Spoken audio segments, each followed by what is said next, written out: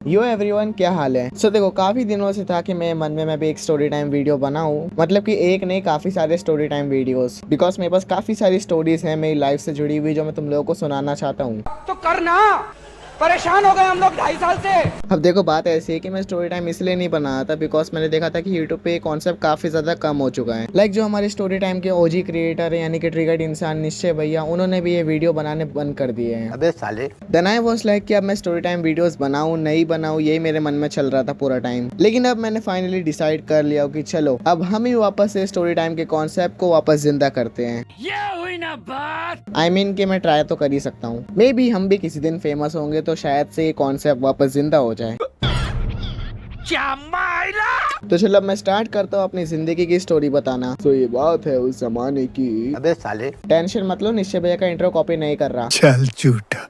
Okay, सो देखो ये बात है उस टाइम की जब मैं आई गेस 6 या 7 साल का था। आई मीन कि देखो, मैं एक बहुत शरीफ बच्चा हुआ करता था। लाइक मेरे से कोई गलत काम हो नहीं सकता था क्या भाई, मैं अभी भी शरीफ बच्चा हूँ। और वैसे भी 6 या 7 साल की उम्र में तुम क्या ही गलत काम कर लोगे। मगर मैं वो टाइम पे बिल्कुल भी जिद्दी भी नहीं था। क्या मतलब, अभी भी नहीं हूँ। इसके जैसा झूठा और मक्कार इंसान मैंने जिंदगी में नहीं देखा। हम सब देखो, बात ऐसी है कि उस दिन मैं बहुत ज्यादा जिद्दी बन गया था। और ऑल्दो अगर मेरे फादर ने उस दिन मुझे नहीं बचाया होता तो मेरी जिद ने मुझसे आज ऐसा काम करवा दिया होता कि मैं यहाँ पे होता भी नहीं। इवन यहाँ क्या है कि इस दुनिया में ही नहीं होता अगर मुझे मेरे डैड ने नहीं बचाया होता। इसीलिए थैंक यू पप्पा। सो देखो, ये बात है समर वेकेशन के टाइम की। आई थिंक सो देखो, ये हम सभी की फैमिली में होता है समर वेकेशन में गाँव में घूमने जाना। तो मैं भी मस्त अपने मम्मी पापा के साथ में अपने गाँव घूमने जा रहा था। लेकिन यहीं पर ही आता है हमारी कहानी में ट्विस्ट। अब देखो यार, मेरे गांव जाने का सफर ना आई गेस थोड़ा लंबा है। आई मीन कि देखो, मुंबई से मेरे गांव तक पहुंचने में 2 दिन का सफर लगता है। समझो अगर तुम सुबह में ट्रेन में बैठोगे 6 बजे तो नेक्स्ट डे को तुम शाम में 6 या 7 बजे मेरे गांव पहुंच पाओगे। हालांकि तुम सब जाने तो नहीं वाले हो, बट मैंने एक अंदाजे से बता दिया बिकॉज मुझे भी सही से याद नहीं है। लेकिन इतना याद है कि देखो यार, 2 दिन का सफर तो लगता है। और मैंने ये 2 दिन का सफर क्यों बताया तो ये बात देखो तुम लोग को आगे पता चली जाएगी। अब देखो, जो हमारे ट्रेन में फर्स्ट डे था वो तो बहुत इजीली निकल जाता है, बहुत आराम से, कोई दिक्कत नहीं होती है। लेकिन सेकंड डे पर जब मैं सोकर उठता हूँ, देखो गाइस, अब बदमाश उड़ गया सोकर तब बदमाशी तो होगी।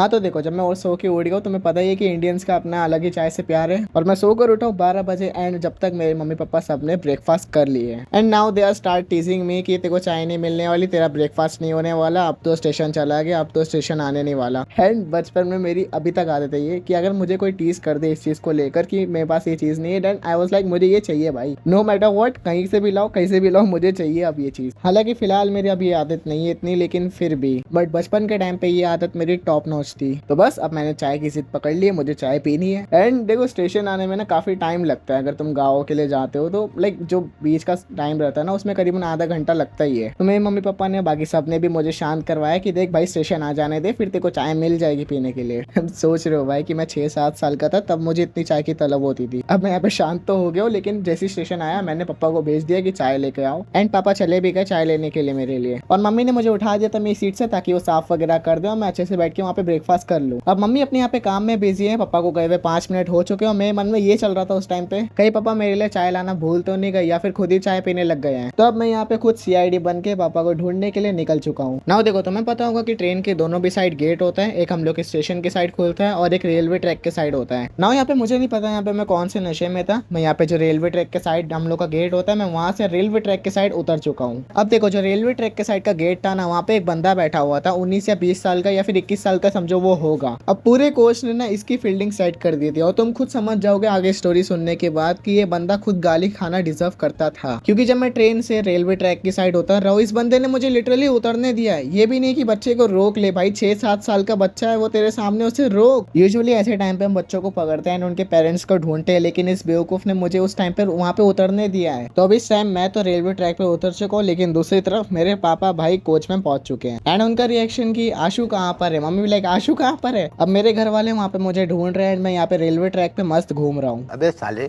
एंड मम्मी का तो रोना निकला पड़ा, पापा भी परेशान है एंड जो मेरे यहाँ पे अंकल आंटी थे वो सब भी परेशान है, मेरे कजिन्स भी परेशान है कि मैं कहाँ पर हूँ। Spiderman Spiderman. तब वहाँ पे किसी ने रेलवे ट्रैक पे मुझे देखा तो मेरी फैमिली को बताया कि वो रेलवे ट्रैक पे घूम रहा है। पकड़ा गया।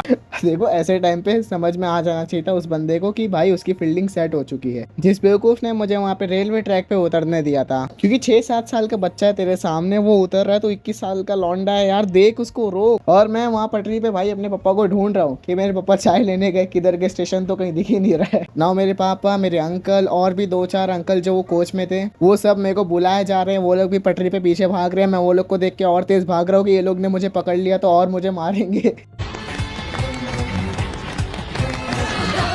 वो लोग मुझे बुलाए जा रहे हैं कि वापस आ जा, हम लोग तेरे लिए ब्रेकफास्ट लेके आ चुके हैं, लेकिन मैं डर के मारे और आगे भागे जा रहा हूँ। अब देखो अच्छी बात ये हो गई कि मैं रेलवे ट्रैक के ऊपर नहीं भाग रहा था, मतलब कि जो 2 रेलवे ट्रैक के बीच में भाई गैप होता है ना, मैं वो गैप में भागे जा रहा था। एंड जब मेरे पापा मुझे आवाज दिए जा रहे हैं तो मैं और उनकी आवाज सुन के और तेज भागे जा रहा हूँ आगे के लिए। मैं लिटरली पीछे मुड़ के देख रहा हूँ कि पापा मुझे आवाज दिए जा रहे हैं, लेकिन मुझे लग रहा है कि पकड़म पकड़ाई का खेल चल रहा था, मैं और तेज आगे भागे जा रहा हूँ। शेर, कोई कुत्ता नहीं जो बुलाने पर आ जाऊंगा। शेर अपने मूड से आता है और इस वक्त ना शेर का मूड नहीं है। एंड फिर जैसे तैसे करके मुझे वापस ट्रेन में लेके आए। मुझे तो लग रहा था कि मुझे बहुत कूटने वाले हैं। मैं आके देखता हूँ भाई मम्मी का तो रो रो के बुरा हाल हो चुका है, बाकी लोग भी परेशान हैं। और मैं उस टाइम पे लाओ भाई ट्रेन में लेके आ चुके हो तो अब मेरी चाय लाओ। मेरा ऐसा था कि भाई अपना काम बनता, बाहर में जाए जनता। बाकी वो लड़के की पूरी तरह से फील्डिंग सेट हो चुकी थी, जिस लड़के ने मुझे रेलवे ट्रैक की तरफ उतरने दिया। बाकी कोच वालों ने भी उसे सुनाया, लेकिन मेरी मम्मी ने जो उसे बोला है, वाह वाह मोदी जी वाह। मैं बता रहा हूँ सच्ची में वो बंदा रिग्रेट कर रहा होगा कि क्यों उस दिन उस ट्रेन में आ गया था, या फिर उसने मुझे क्यों उतरने दिया। सो देखो यही थी story. And as I said कि अगर मेरे पापा ने उस दिन मुझे नहीं बचाया होता तो मैं यहाँ पे आज होता भी नहीं। और मैं ऐसा वैसा कुछ बना के नहीं बोल रहा, सब मेरी रियल स्टोरी है। और ऐसी काफी सारी स्टोरीज हैं मेरी जो मैं तुम लोगों को फिर कभी बताऊंगा। बाकी इस वीडियो में बस इतना ही। आई होप तुम लोग मेरी गलती से कुछ ना कुछ सीखे होगे। बाकी अगर तुम लोग को ये वीडियो अच्छी लगी तो वीडियो को लाइक कर देना, चैनल पर नहीं हो तो सब्सक्राइब कर लेना। बाकी मैं मिलता हूँ तुम लोगों से नेक्स्ट वीडियो में, तब तक के लिए बाय बाय।